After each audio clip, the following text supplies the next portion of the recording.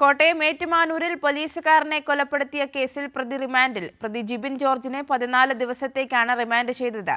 പ്രതിയെ കോട്ടയം സബ് ജയിലിലേക്ക് മാറ്റി. പോലീസ് ഓഫീസർ ശ്യാം പ്രസാദിനെ കൊലപ്പെടുത്തിയ കേസിലാണ് പ്രതി ജിബിൻ ജോർജിനെ കോടതി റിമാൻഡ് ചെയ്തത്.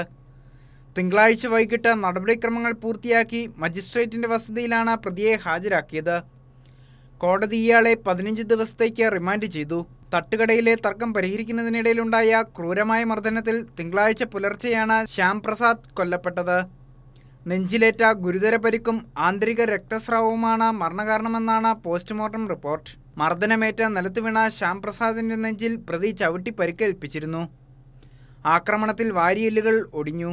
ഇത് ശ്വാസകോശത്തിൽ തുളച്ചു കയറിയതും മരണത്തിന് വഴിയൊരുക്കി.